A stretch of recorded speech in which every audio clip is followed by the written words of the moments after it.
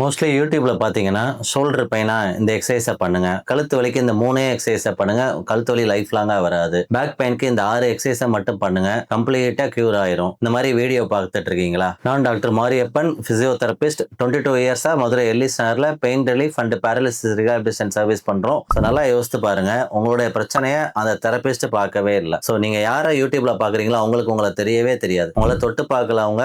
நீங்க எப்படி உங்களுக்கு வலி ஏற்பட்டுச்சு? எவ்வளவு நாளா இருக்கு? என்ன தொந்தரவை ஏற்படுத்துது, என்ன ஒரு ஃபேக்டர் வந்து பெயினை அக்ரவேட் பண்ணுது, என்ன பண்ணா உங்க பெயின் ரெடியூஸ் ஆகுது, இப்படி எந்த டீடைல்ஸும் அந்த எக்ஸசைஸ் சொல்லி தரவருக்கு தெரியாது. ஆனால் நீங்க என்ன பண்றீங்கன்னா அதை அப்படியே ஃபாலோ பண்ணிட்டு இருக்கிறீங்க. 2000 வருஷத்துக்கு முன்னாடியே திருவள்ளுவர் என்ன சொல்லியிருக்கிறாரு அப்படின்னா, நோய் நாடி நோய் முதல் நாடி அப்படின்னு சொல்லியிருக்கிறார். Diagnosis is first. பிரிடாமினண்டா நம்ம பண்ண வேண்டியது டயக்னோசிஸ் தான், ட்ரீட்மெண்ட் இல்ல.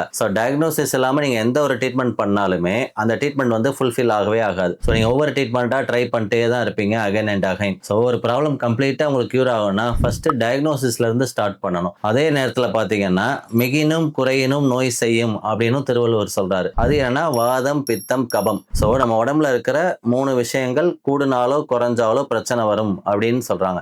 நம்ம கேர் டு கியூர் கிளினிக்ல ஒருத்தருக்கு ஏற்பட்டிருக்க பிரச்சனை, அவங்களுக்கு வலி, வாதம் இந்த மாதிரி எந்த ஒரு பிரச்சனையா இருந்தாலும் சரி, ப்ராப்பரா நாங்க டயக்னோசிஸ் பண்ணாம ட்ரீட்மெண்ட் போறதே கிடையாது. Proper diagnosis with correct treatment பண்ணணும் அப்படின்னு நினைக்கிறவங்களுக்கு இந்த வீடியோவை ஷேர் பண்ணுங்க. தேங்க்யூ.